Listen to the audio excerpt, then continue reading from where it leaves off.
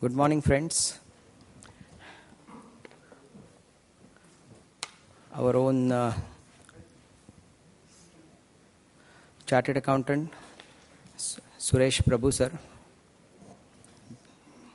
Shardul, my colleague in the council, Vijay, our coordinator, and all of you here.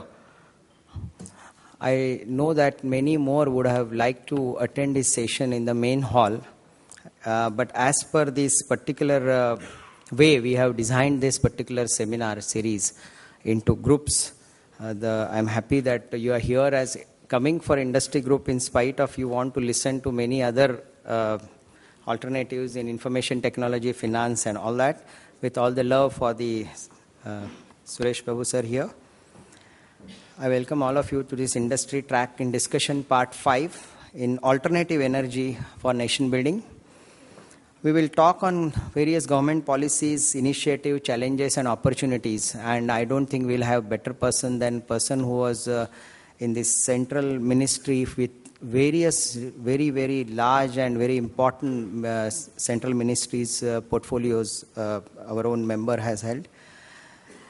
Coming to the topic per se, friends, yesterday we heard Anand Rathiji on India growth story. Indian economy, friends, have seen tremendous growth over past decade, and all the growth in the world, has come through the contribution of non-renewable energy, not a renewable energy. Here the world population, which we use the food is grown purely on petroleum-based fertilizers, and the equipments we use to grow them are all running on cheap fuel. In a way that world seems to be addicted to polluting cheap energy sources such as fossil fuel and nuclear energy. And you are aware that continuous oil supply is not possible, oil supply is drying up, as well as nuclear energy, we have nuclear fuel supply is limited and not unlimited.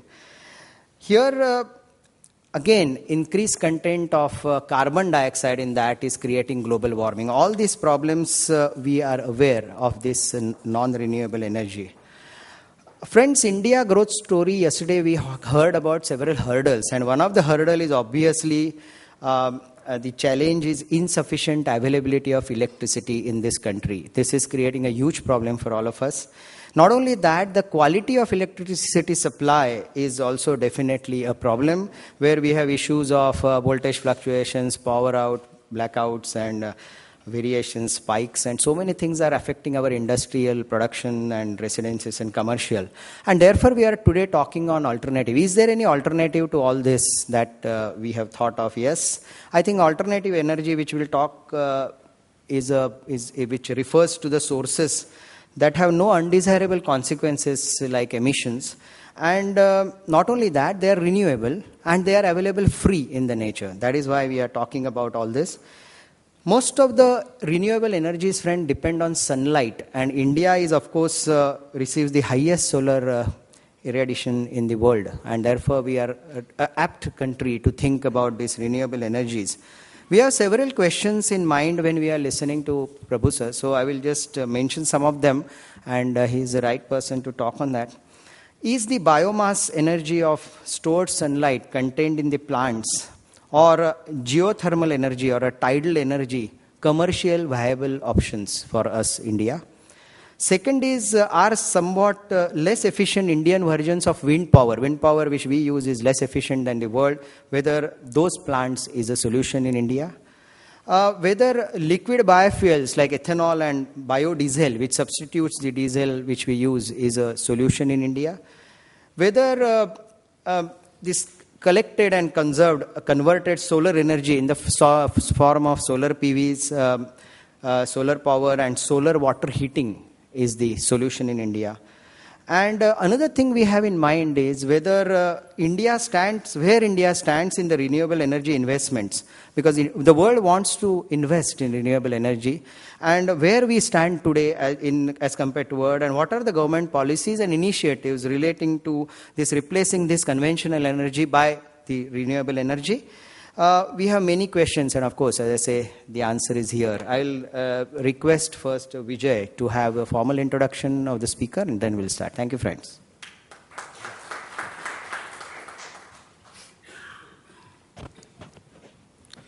A warm good morning to members on and off the dais. I have been given the pleasant task of introducing this first speaker, C.A. Suresh Prabhu. C.A. Suresh Prabhu is a fellow member of our institute and has scored 11th rank in the CA final exam. He has been conferred with the honorary doctorate degree by IFRI. He has registered for his PhD with the Ferre University and also with the Mumbai University. He has been a member of parliament in the 11th, 12th, 13th and the 14th Lok Sabha. As a power minister, he has introduced various reforms in power sector with several measures to protect the environment and ensuring substantial development by conserving the natural resources and bringing electricity to the remote village in India. During his tenure as a member of parliament, he was in charge of various industries like industry, environment, forest, chemical, fertilizers, and so on. He has participated in all global events like G8+5 Summit, Euro-Asia Summit, World Water Forum, WB, and the International Monetary Fund Summit. He is also an advisor to International Electricity Governance Project.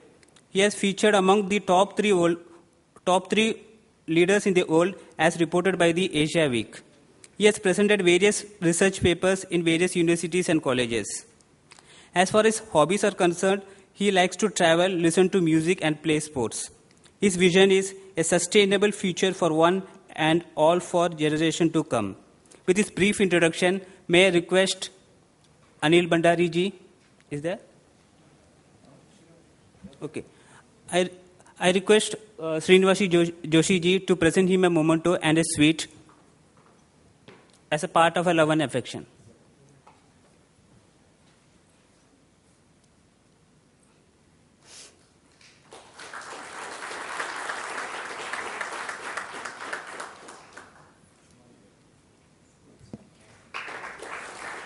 Now I request C.A. Sunil Prabhu ji to kindly take charge of the session. Thank you.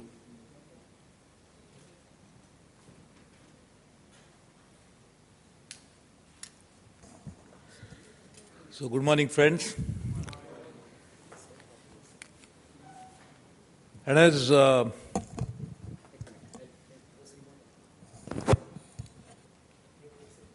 my friend already mentioned, how important the issue of energy is going to be in the next few years' time for our country, but for that matter, really the rest of the world as well.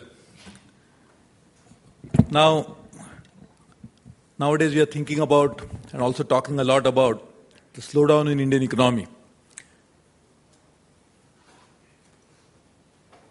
There are many reasons why the economy is slowing, but had it not been for the reasons which are attributable to the slowdown, even then Indian economy would have slowed had there not been an enough push to bring more energy into the system.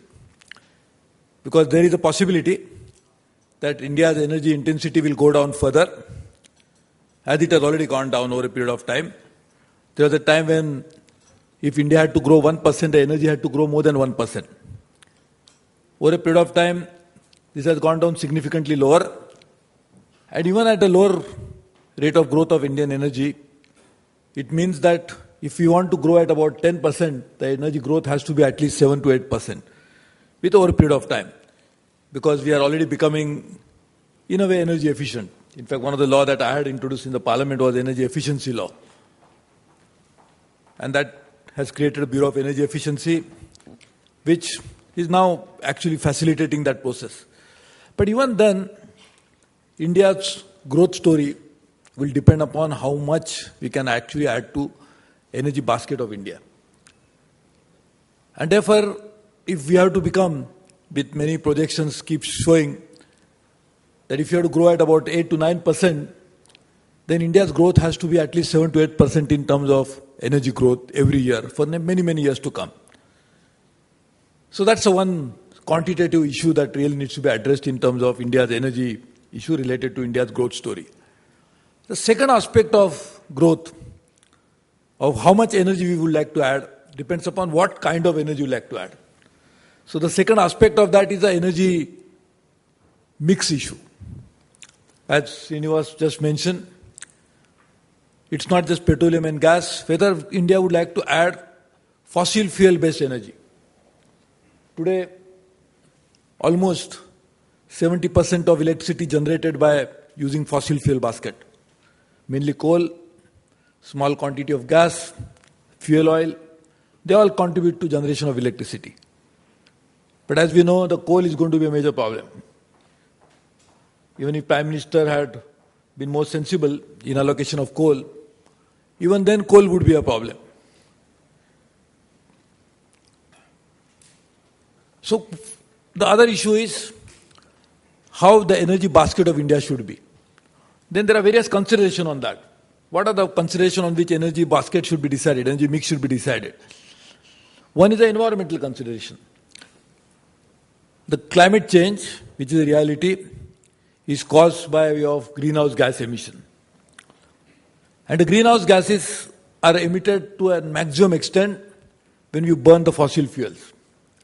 So obviously, India's energy security cannot be compromised with India's ecological security.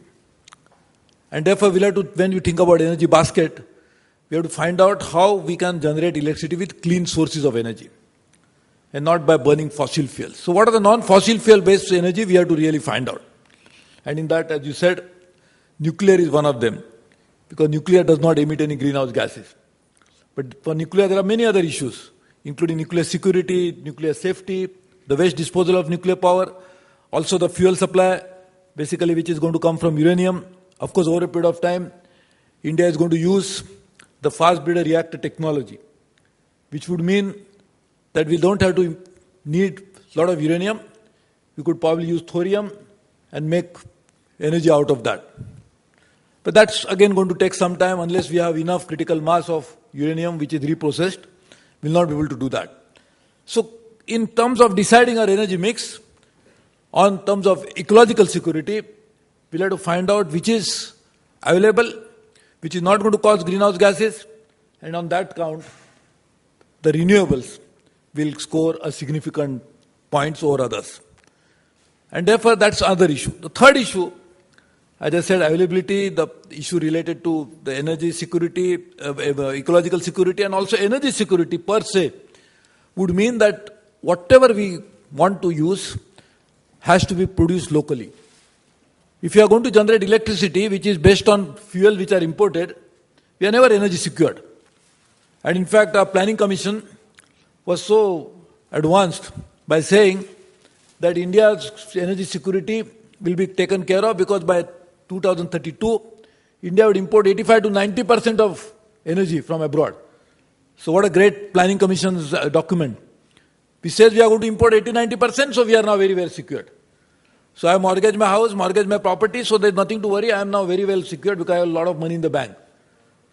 So energy security cannot be assured unless you have domestic sources of energy. And for that, we'll have to find out what is the way we can generate domestic electricity. One of them is hydro. And even today, India has a potential of under 150,000 megawatts. 150,000 megawatts of hydroelectricity can be generated.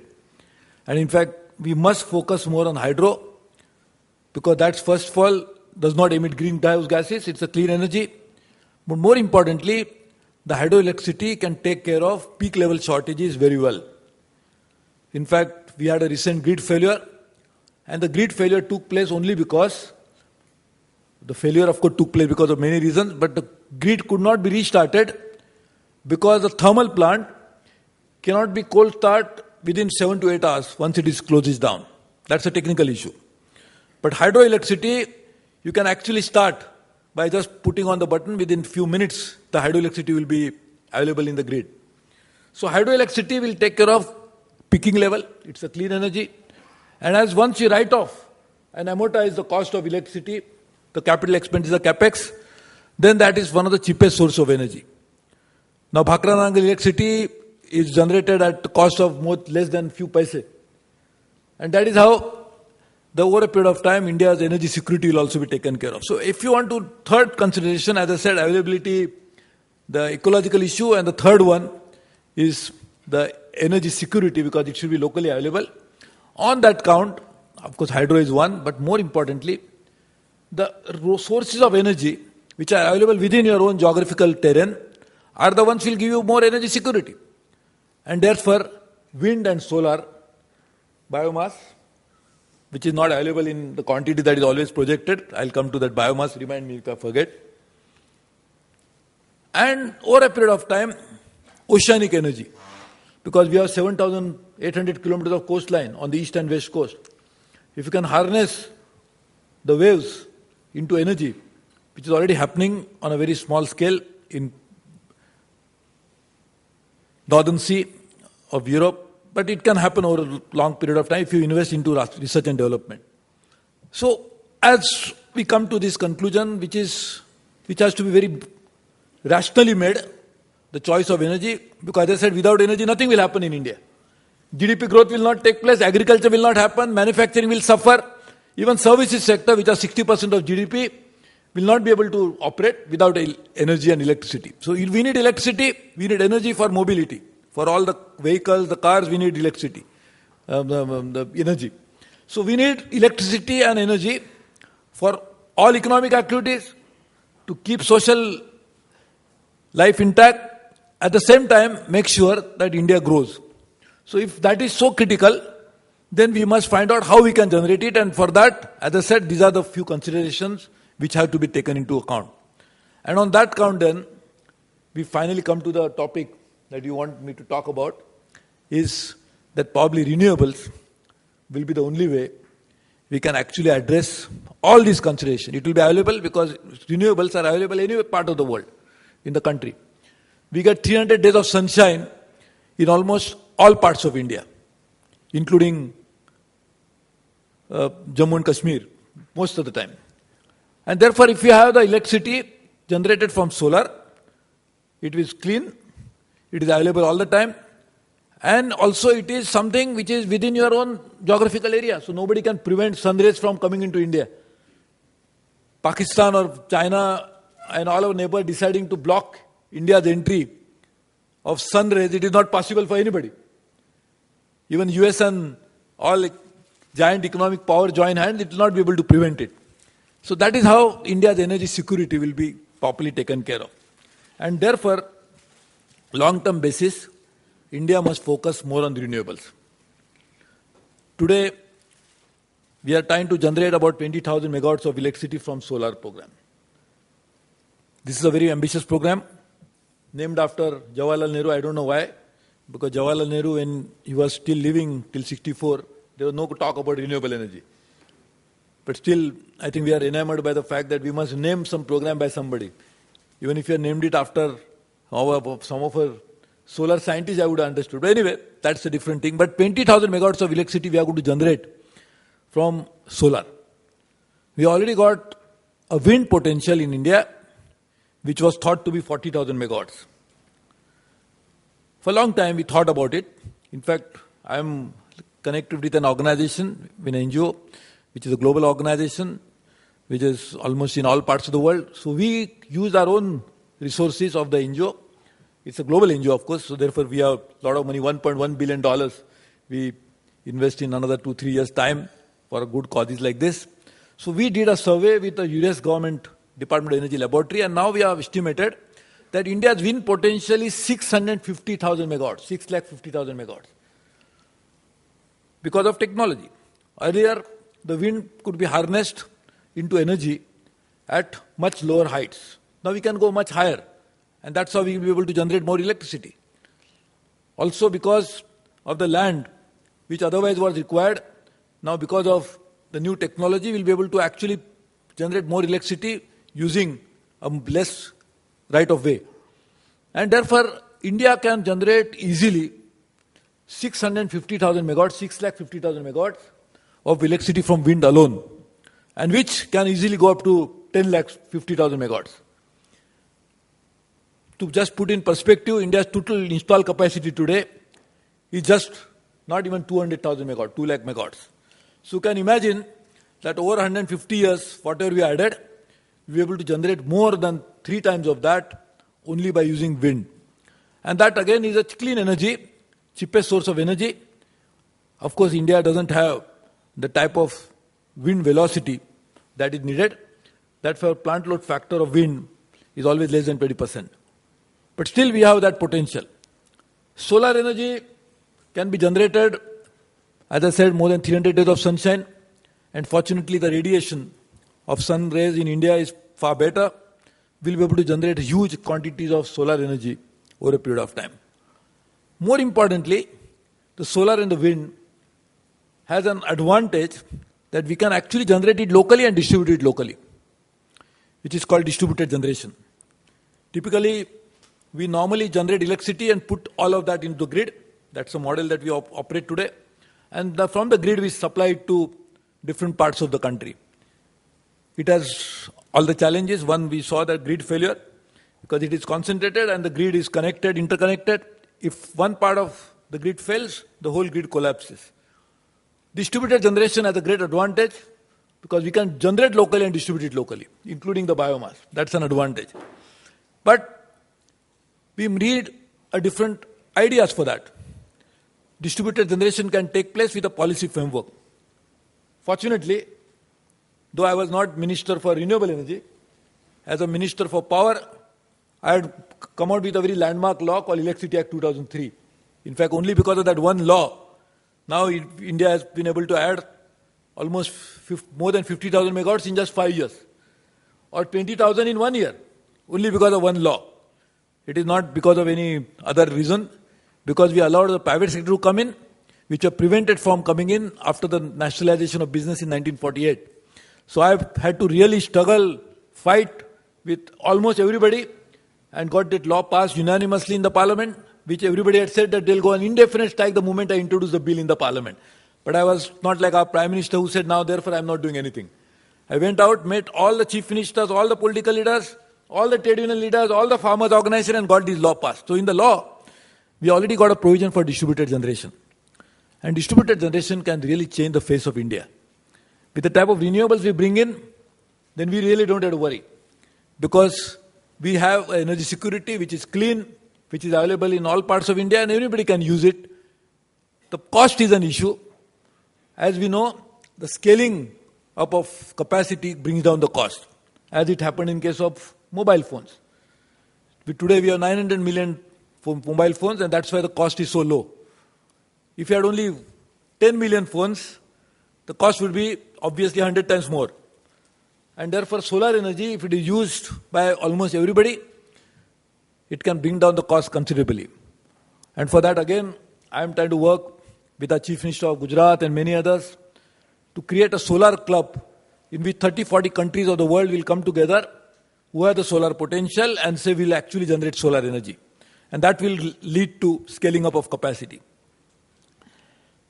Today, we really need, and I've just come into this point of, so solar and wind are obviously the settled technologies. Wind is more settled than solar. In solar, of course, as you know, there are two technologies mainly, photovoltaics, which basically PV, which is now very popular, but solar thermal, which is concentrated solar power, which again will happen in a very significant way, and that will actually change the way the business is made. In fact, a new technological breakthrough in terms of storing of electricity is really going to bring about a complete sea change in the way the electricity business of the world is done. And we are not very far away from commercializing that technology.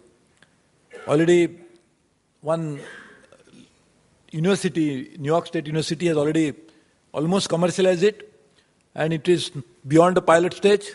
Once that happens, we could have a different type of energy mix in the world, not just in India. But India has an advantage because we have the solar energy of a scale that even China cannot get, because China doesn't have the type of sun rays that are required and the type of radiation that is necessary. So we can actually come out with a new models of electricity business in the country, which is combination of some base load, because we need base load. The renewables problem is renewables are variable. Sun is available only during the day. Wind, as I said, does not blow all the time. And therefore, we really need a combination of a different type of systems which is coming to the grid, because grid needs stability. So we need some base load which can be used mainly from some of the thermal power, and we can put in more renewables into the grid. It can change the business. But also in the distributed generation, we don't need grid at all. We can have regional grids. But to make all this happen, we also need different technological innovations. Particularly, we need something like smart grid. And that smart grid is necessary only because of the variability of the renewables. Today, the grid knows that there is a predictability of the energy which is going to come in and also the type of demand that is going to take place out of that supply. But when we have such a different animal which is going to come, which is not so well known to the system yet, we probably need a grid which is to be very smart. And therefore, the smart grid has to happen as a prerequisite for the renewables to be penetrated in a manner in which it is really necessary. So that is something which should happen over a period of time. But we also need a hybrid system. We cannot have just wind or solar. We can actually have a combination of solar and wind, and also the hybrid which can actually capture some of this conventional power. And that's what's going to be a very interesting model which is going to be developed over a period of time. As far as biomass is concerned, biomass is a source. What is biomass actually? It's basically an agriculture residue or a waste. When you actually generate something, or it's some growth of vegetation. Now biomass in India is not available, or the quantity at which it is estimated, which can be converted into electricity. Because biomass anyway, even nothing is done, it goes back into the soil, which is actually helping the soil more. Because this adds to the micronutrients of the soil. So if you burn it, you are actually using it to the wrong purpose. And therefore we really need to find out how this biomass, first of all, the quantity is all overestimated, and therefore is all theoretical. But also, it need not necessarily be burnt even if it was available. Because we really need to find out how something which is biodegradable like biomass can be used into the soil, which enhances the value of the soil. In fact, it is not today's topic, but India's soil is so badly affected that it is going to affect India's food security. Because of overuse of urea, because of salinity which has increased in the soil, because of overuse of water, India's energy security is one part, but India's food security is going to be compromised. Not just India's, many countries, where irrationally, irresponsibly we are using fertilizers, particularly urea, which is disproportionately higher than what the soil needs. Soil needs 3 ingredients: NPK, nitrogenous, which is urea, potash, and also phosphate. But we are putting only one thing. Like topically, when you eat the food, you need carbohydrates, we need proteins, we need all types of food. Then only the food can be digested in the system, and then the body can actually be using it. So soil is not no different than human body. It's also creation of the same nature. But unfortunately, we are not doing that. So that's a different issue. But biomass is not available in the quantity at which it is estimated, so we really need to find out. Today, as I was saying, India has lost the value of its currency by almost 30% in a year's time. Even Brazil never lost currency like this. And in fact, the Latin American nations used to always see a change of government when 20% currency is to be depreciated. But India is a great country, very resilient. So 30% is nothing. We are not bothered about it. But one of the reasons why the depreciation has taken place to such an extent is also energy. If we keep importing energy of this quantity, the depreciation of rupee will happen even faster. So to address that issue of macroeconomic issue, to address the issue related to inflation, because once you import oil and gas and coal now, which we never used to import before, that means we are actually getting inflation into the country. We are importing inflation. So if you really look at renewable energy, we will actually consolidate our macroeconomic indicators as well.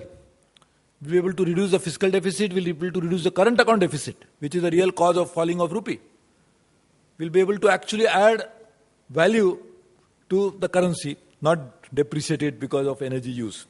So these are the several advantages of renewable energy. I'm not an expert, I'm a chartered accountant, but I was asked to speak on this, so I'm speaking on renewable issues. But this is a great opportunity for India. If we really work on it, it can change the face of India. There are many other angles. I don't know how much you want me to expand to this, but there is like any business, we generate electricity, but to generate electricity, we need so many equipments. So the manufacturing of downstream activities, which can actually add to the economy in a very significant way. If you want to make photovoltaics, the panels, PV panels, that itself will be billions and billions of dollars of business, which China has already become number one in that.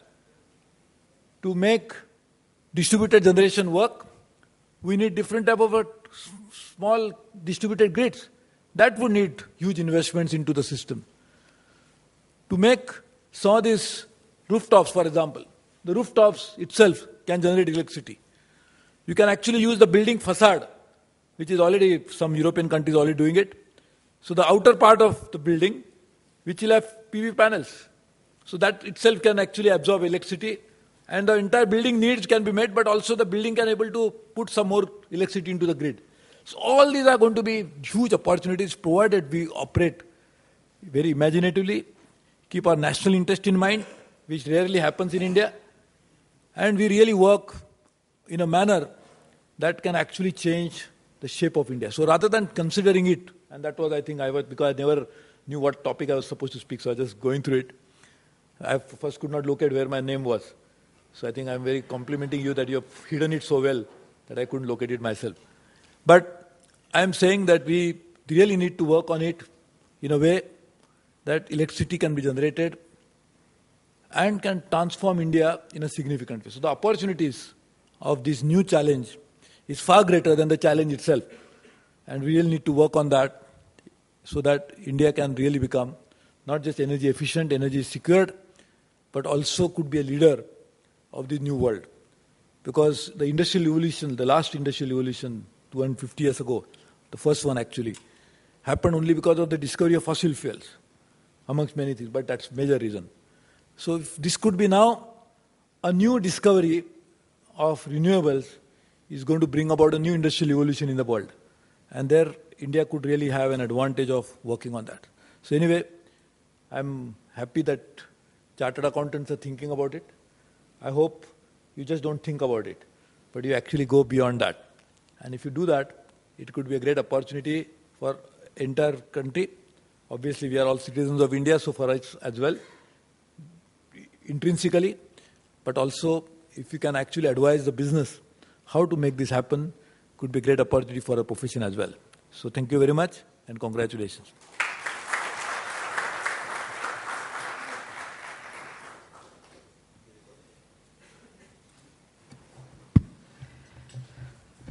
Friends, chartered accountant can work in various industries and field, and we only feel proud that yes, it is possible. When a subject is not known, he comes here and he is so busy, not that a subject was not sent, but he is so busy that he just walked here and said, on what subject I have to speak. As a central minister, he has, and as a person who has worked so well and is well acclaimed across political circles, you know that it's possible for him to speak on any subject. And this is how chartered accountants, we are so proud that some of us have reached that stage and use intelligence, knowledge and everything that institute in addition gave us in other than this for being where they are. I will request some of you to ask questions. One is on, sir, there are some questions if you can answer. Of course, if you want to speak, you are known as more of a man of, where we want to connect rivers and there are canals, and many people are very eager to say when it happens in India, and it's something of a dream. And if you want to say something on that, sir, or any other questions that you want, sir. Okay, any questions first? Good morning, Suresh. In fact, we have met after so many years. And still, you are the same person. Politics has not changed you. Now, as far as this energy is concerned, you mentioned about hybrid energy. And already it has come to India. There are hybrid turbines which can be put on your residential building or office building. They are produced by a German party, certified by the International Electrical Authority. And even the production will start in India, maybe in 6 months' time. Second thing about soil, you said that soil should be used for conservation. In fact, there also, our contribution can be a lot. In fact, I can't name the company, but who used to import electronic equipments, remove the packing in the warehouses, in the customs area, put Indian soil and export to Russia and get double benefits. This was the mismanagement. Maybe as a minister, you must have come across it. Third is, you said that chartered accountant, how can I speak on this? But you are a versatile person. And for the information of all our fellow colleagues, which is CAs, the patent for steel manufacturing is registered in the name of a chartered accountant from Pune. Thank you. Wants to ask question? Yeah. Good morning, sir. Yeah. So for last 2 months, I've been following the renewable. For last 2 months, I've been following the renewable sector, the solar sector. So I just wanted to understand the financial viability of the solar power projects, sir. Because, for example, if we see on an average, the 1 megawatt power project is almost for 10 crores. So if we see the financial viability, the REC mechanism which the government has tried to establish, so I just wanted to know if you can throw the light of the credibility of the mechanism.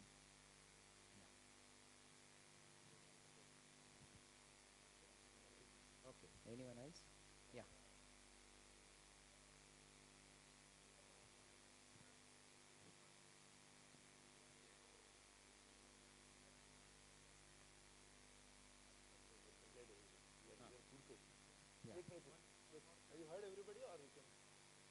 No.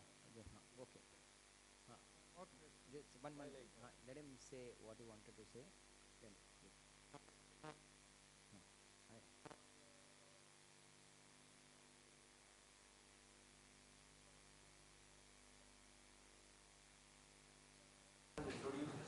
Franchisees.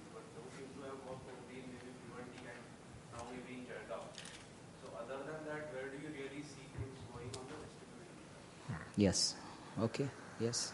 One more question regarding this solar energy, photovoltaic sheets that we'll be using.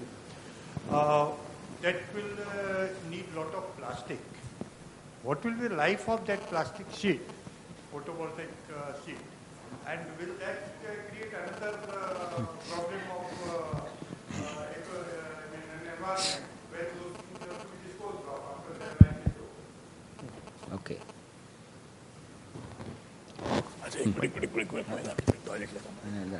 Just wait for a minute.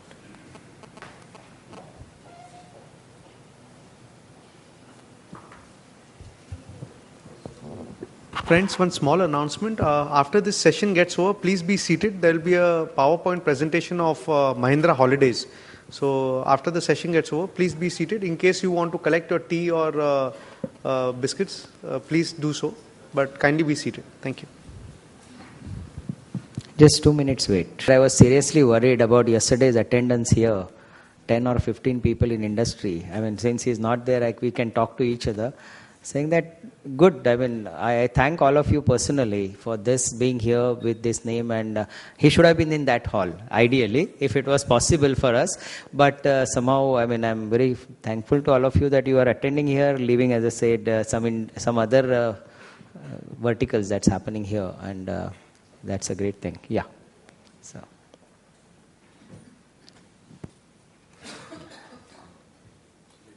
So I'll just answer this question. I'll answer your question. So first of all, I wish this was the debate on the power sector of India. So, because you are asking questions which goes beyond the topic, but I'll be very happy to answer because this is a very pet subject for me. So what you ask, that's why I said, please ask, let everybody understand. But I didn't mention it obviously because it was, I will have to mention now about so many other things. So this could be about, if it was few weeks program, I would talk about all the issues. But I thought it was a few minutes program, so I didn't mention all the topics. But let me tell you about the point that you mentioned, very interesting and very important point. As you know, the problem of electricity sector in India, and I'm glad you mentioned it, is largely related to distribution of India. And it is great interest to me because the only time India ever started distribution reforms in India's history was when I was a power minister. First time. We had launched a program called Accelerated Power and Reform Development Program, APRDP. 40,000 crores was going to be invested in that program. 40,000 crores, not small amount. As you know, the distribution in India is entirely owned by the states. It is not owned by the central government. So if, and I was not a state minister, I was a minister in the central government, cabinet minister. So I had to convince finance ministry, planning commission to give 40,000 crores to the states when we don't own the state networks. But somehow we convinced them, and we had a program in which the idea was, this probably is because of I being a chartered accountant, I thought like this, without knowing anything about power. I said there are about 800,000 distribution transformers in India. So if you can make each and every distribution transformer commercially viable, these AT&C losses that you talked about, distribution, transmission, distribution losses, will not happen.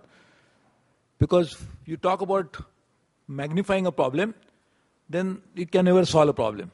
You can magnify a problem and have a discussion in the Chartered Accountants Regional Conference.